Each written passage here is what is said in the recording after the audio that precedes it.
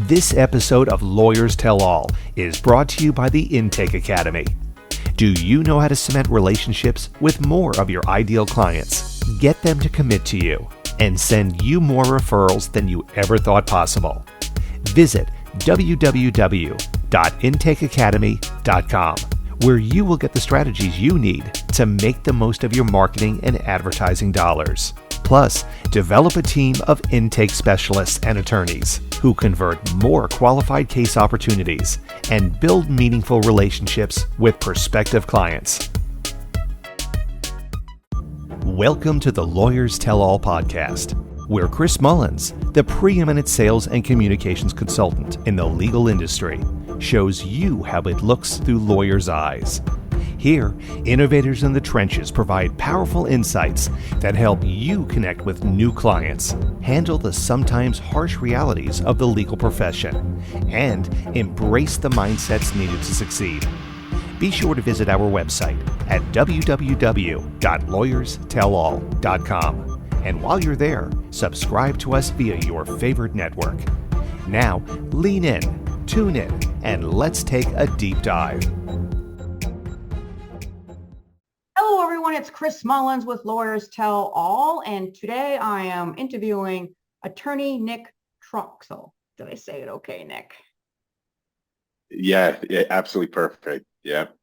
Thanks for having me. Yeah, absolutely. Nick, tell everybody about yourself. Absolutely. Yeah. So I'm originally from Lincoln, Nebraska. I got my undergraduate degree in accounting from the University of Nebraska. I ended up moving to Colorado to attend law school at the University of Colorado. I've lived here for the last 10 years. I started a law firm here in Denver in the end of 2017 with my best friend and roommate at the time, Josh Fitch. We're a law firm built by entrepreneurs for entrepreneurs. We aim to help companies form, grow, and sell. And we like to have a little fun along the way. Okay, so why did you decide to be a lawyer? Like, why do you want to be an attorney? What happened that made that happen for you? Yeah. So honestly, I had played football through my freshman year of college. After a string of injuries, I kind of had that moment where anybody who doesn't, every athlete has at some point, right, where they know it's time to hang it up. And honestly, at the time, I just picked law school because I needed something to apply my drive towards. I knew that if I didn't have an outlet for kind of my pursuit of greatness, I might kind of not get to where I want to be. And so, doctor, lawyer, well, I pass out every time I get my blood drawn. I'm deathly afraid of needles. So I was like, that's probably not a good fit for me being a doctor. So I actually just was like, hey, law school seems like a good bet. My grandfather was a lawyer. My mom was going to be a lawyer. She ended up dropping out when my grandfather died. She was in law school. And so I really just set my sights on doing something, hey, just work towards this and you'll end up in a good place. Throughout undergrad, I realized that I had an intense passion for entrepreneurship. When I came and visited the University of Colorado Law School, there was such a robust startup community that I realized that it was a really good place and that I could kind of scratch that entrepreneurial itch via practicing law. And the rest is history. Came out here in 2014 and went to law school at the University of Colorado. Got into the entrepreneurial law scene. And then decided, as much as I love working with entrepreneurs, I'm one myself. And so we decided to start a law firm together right out of law school. And now we're 6 years in and there's no turning back. Okay. So now did you say pursuit of greatness? I did. Yeah. Okay.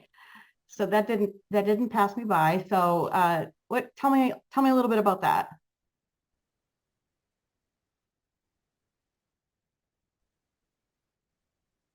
Yeah, absolutely. I mean, so I'm a big of a blessings in this life, the ability to think things through and connect with people and help people. And I've always believed that it's kind of like my duty to maximize my time in this life and to make most of it. So I just kind of always felt that way, and I thought that might have something to do with football or something on there. And then, when once it didn't happen, I realized I needed to for that. You know what, Nick? You're breaking up. I don't know if you realize that or not. You're breaking up and Oh, I'm sorry. you're frozen. I'm not sure. Is there anything else that you can do or?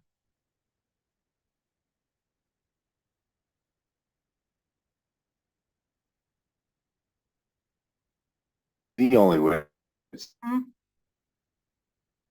maybe we should just keep going. Is it good now?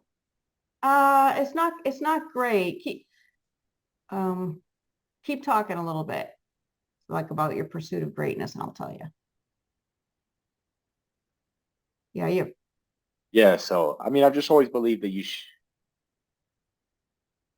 I've always just believed that you should make the most of your time, make the most every day. And so to me, the pursuit of greatness is just to live a life well lived in all ways, to make the most of the gifts you've been given, to make the most of every day, to have fun and be happy and help others. Yeah. Okay. Well, so let's start over just because we kind of we kind of had some chitter chatter going on there. Um, but now you're warmed up, so that's the good news. Yeah, no worries. Yeah, so we'll start over and then when I send it to the editor, I'll put a time marker on there. So tell me when you're ready. I'm ready. All right. Hello, everyone. It's Chris Mullins with Lawyers Tell All. And today I'm interviewing attorney Nick Troxel. Nick, tell everybody a little bit about yourself.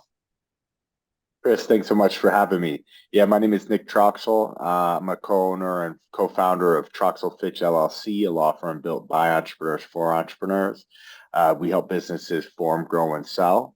The firm was started in 2017, and we're really excited to tell you a little bit more about it. That's great. And so you know what? I just had a different thought right now to start with from our previous talk. What about law firms? So are you folks involved in or getting involved in like law firms, helping law firms? I mean, you must be, I would imagine, like helping law firms to grow and maximize and then maybe even sell their firm? Yeah, interesting question. So actually, we haven't as much. We found that most of the attorneys who have reached out to us oftentimes end up deciding to draft their own legal documents for Yeah.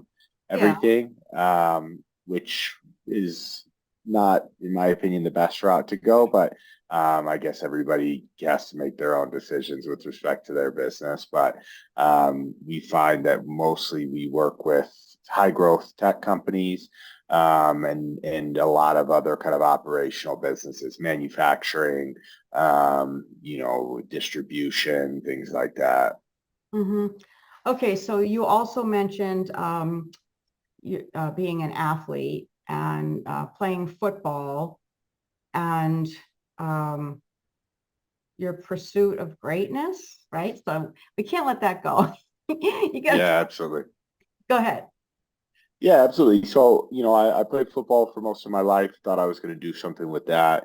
I played through my freshman year of college. After a string of injuries, I realized that I wasn't going to, go pro or anything like that. And it was time to find a new focus, find somewhere else to apply my drive.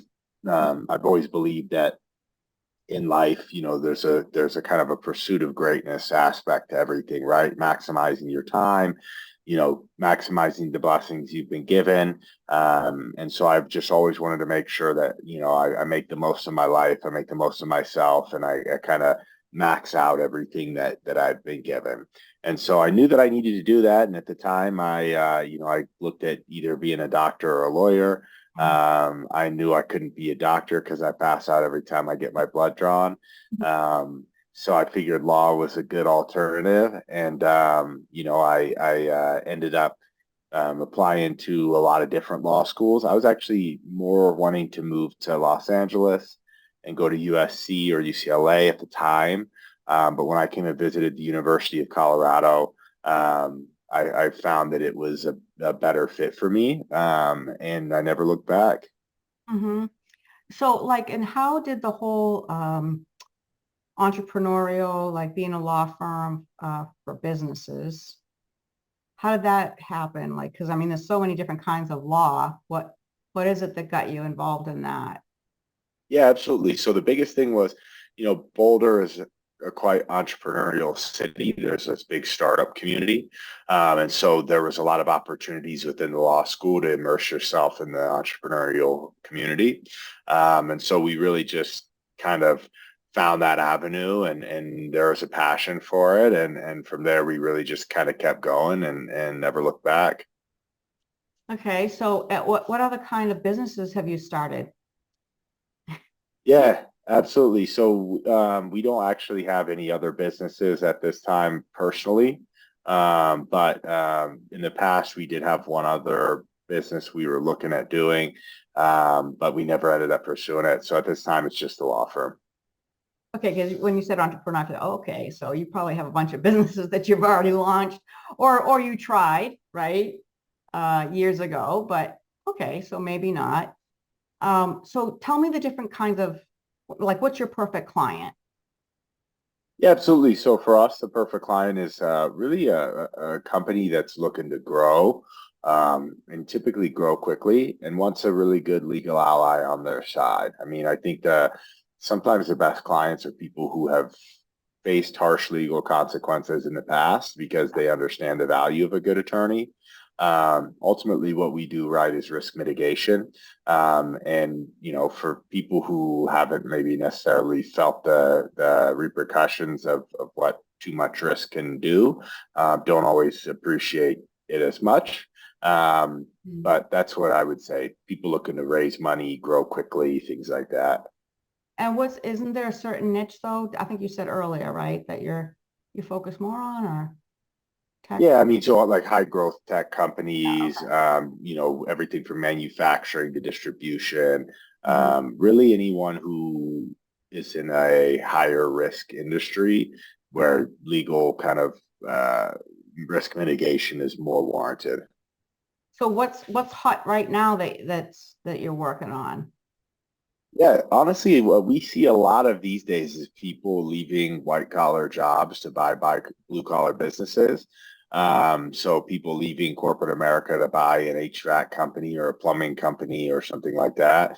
So we're doing a lot of those types of deals, Hmm. buying and selling of those businesses. Okay. And so it's you and your partner, right? And Yep. just two of you at the firm right now? Yeah, so there's two attorneys, and then we have one staff page who handles kind of all of our intake and marketing and billing and things like that. She's really a rock star, and she's invaluable to the team. You know the worst number in the world is number one, right? Right? Like one of anything, danger, danger, right? So Right, yeah, probably you might want to have two pages just in case, right. right? Okay, so what do you feel, what kind of advice can you give law firms in general? Because one of the biggest things that I find with law firms is, and still after doing it for 30 years, they they forget the fact that they're a business, that they are a business, no matter what market they're in, they're a business. And I think a lot of managing partners and owners struggle with running it as a business. So what do you think about that? And what advice would you give? Yeah, I mean, so I think for us, one of the big things that we do is we set aside 2 hours every week to focus on the business itself. We do a 2 hour strategy session every Monday, where we focus on making sure we're looking at the business kind of from a purely business perspective, right? Not just gaining more clients or billing legal work. How do we build processes? When is it time to plug in new people? Things like that. Another big thing that we did from the beginning that a lot of law firms don't do is really push on digital marketing. A lot of law firms kind of scoff at Google reviews and SEO and things like that. I think we did like 35% of our new client revenue last year from people who just found us on Google, or via other kind of online means. So that's the biggest thing that I would say. How are those leads coming in? Yeah, so we've built a process to where people call in or email into the main phone line or the info@troxelfitchlaw.com email address, or through the website. And then from there, they're able to have our page will kind of have a discussion with them, initially determine if they are a good fit, kind of from a high level. We don't litigate at all. We don't do bankruptcy, things like that. So she'll help kind of weed people out who aren't within our practice area. And then if it seems like a good fit, we do free 15-minute phone calls with those people. We're able to assess at that point whether it's a good fit for them to work with us. And then we tee them up for, an engagement letter, and get that all integrated into our system and get to work.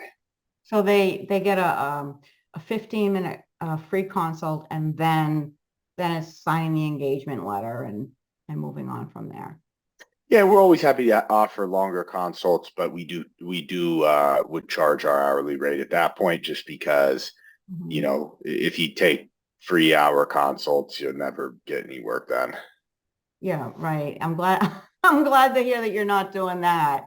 Okay, so, and then let's see, one of the questions that you asked or suggested that we ask is, what makes Troxel Fitch different from other law firms? Yeah, absolutely. So I think the biggest thing is, we started this law firm from the ground up. And so we faced a lot of those same challenges that business owners face, in terms of having to kind of scrape by at the beginning, make decisions on, hey, what's the most important? What's the best use of your time? And so, having built this firm from the ground up ourselves, we're able to offer a little bit more boots on the ground perspective, as opposed to, if you have a business attorney who's only ever worked in law firms, there's not really a concept of what being a business owner actually is. You're really just kind of assessing risk in law from a kind of theoretical perspective. Yeah. So do you have a pretty easygoing life?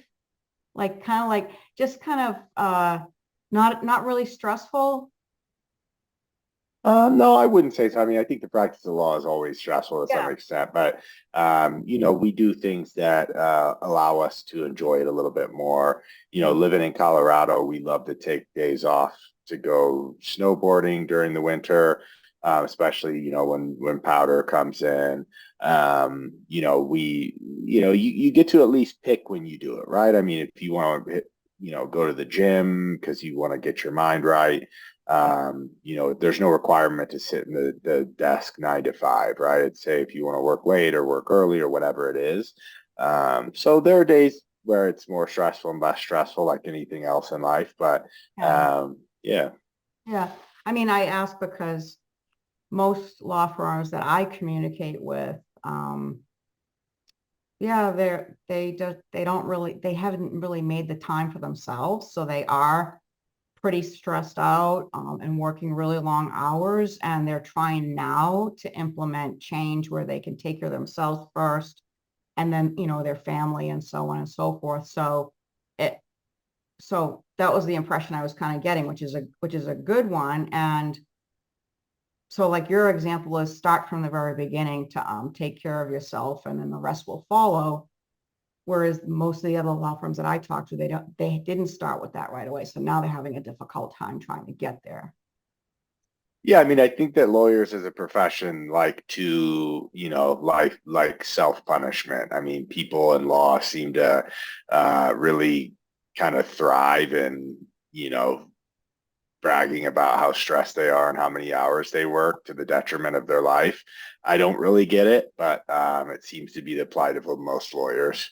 Yeah. My mother said, because you know how people always say, like, you're really busy. Like, I'm really busy. I hate that word busy. Like, it sounds like to me that you're the only one in the world that's busy. So my mother said, well, just change the word to engagement. I've got lots of engagements or something like that, right? Right, right. Sounds less stressful, so maybe it'll be less stressful. Okay, so risk management tools for business owners. What would you say they are? Yeah, I mean, so for the most part, when you're talking about legal risk mitigation, right, it's about making sure, hey, you start a company, you have good operational documents in place, right? For an LLC, making sure you have an operating agreement that clearly sets out, hey, who owns what, how decision making is made, how we're going to split up money, what happens if we disagree, what happens if one of us dies or become disabled or divorced, things like that, right? Making sure that you set out the rules of what you want to do up front when there's no money or little money on the table versus once there's been a lot of time and effort put in and now there's money on the table and all of a sudden people don't agree on things and there's no document to control how things work, right? Or putting together a contract, and saying, hey, if we have an agreement, clearly outlining, hey, what are you going to do? What are we going to pay? How is, adequate service judged? What happens if it isn't? What happens if there's repercussions to me due to your services or the product I purchased? Really just kind of making sure that people are on the same page, that risk is allocated to the party that really should bear that risk.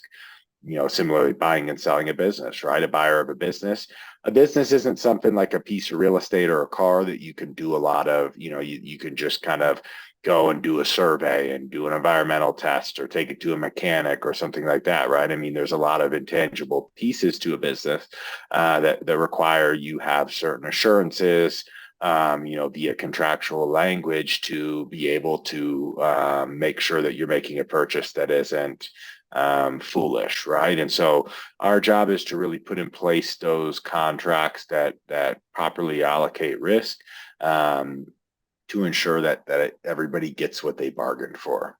Mm-hmm. You must get involved in or kind of cross over a little bit to how to run your business kind of thing. People asking questions about that have nothing to do really with the law part of it, but it just kind of seems like it might cross over a little bit. Yeah, I mean, and we certainly aim to be a counselor in all Mhm. ways that we can help when we have that expertise. Certainly, there are times when we don't have expertise in certain industries and things like that. And so we urge our clients to, try to figure things out themselves. We love to offer advice. However, we can't run our client's business for them. So you do have to walk that line to some extent where you say, hey, look, this is the way, these are the risks. But ultimately, right, it's up to the business owner to decide, hey, what risks am I willing to take? Because, it's not up to us to say, hey, this is what we would do. Mm-hmm. Yeah. Okay. So what's next? What's next for your firm? Yeah, absolutely. So, we're really pushing to grow in the next year and add a new attorney towards the middle end of next year, so that we can continue to kind of grow our capacity. For these last 6 years, we've really been focused more on kind of our own entrepreneurial journey and enjoying the flexibility of self-employment and things like that.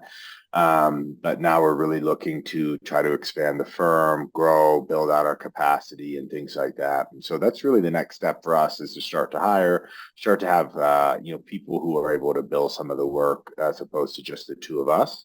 Mhm. And so we'll see where that goes. Yeah, well, that sounds really exciting.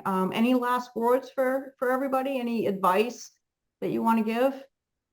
Yeah, I mean, what I always just say is, I mean, you can achieve anything you want if you're willing to put your mind to it and work hard and sacrifice. And so I see people do it every day. We did it. We didn't have any money or backing when we started the firm, and we just dove in and did it. And we never took, we never saw failure as something that was, a real thing, right? I believe that you only fail if you quit trying. And so the biggest thing is, you got to just keep putting one foot in front of the other and things typically work out. Yeah, right. 100%. How can folks get in touch with you? Or do you just want to give your website or? Yeah, the best way to get in touch with us is via the website. It's just troxelfitchlaw.com. That'll have our phone line, and as well as you can, put in a written submission to the website. And if you have a matter that's within our wheelhouse, we'd love to, offer you a free 15-minute phone call and see if it might be a good fit to work together. All right. Well, wonderful. Thank you so much. I appreciate it, Nick. Absolutely. Yeah. Thank you so much for having me. All right. Talk to you soon. Bye, everybody. Lawyers Tell All. So long. Thank you for tuning in to Lawyers Tell All, where Chris Mullins takes you on a journey with lawyers in the trenches who show you the realities of what it takes to succeed in this chaotic, crowded, ever-changing profession. Remember to visit our website at www.lawyerstellall.com and enjoy even more great episodes like this one. Again, while you're here, subscribe to us via your favorite network. We look forward to seeing you next time on Lawyers Tell All.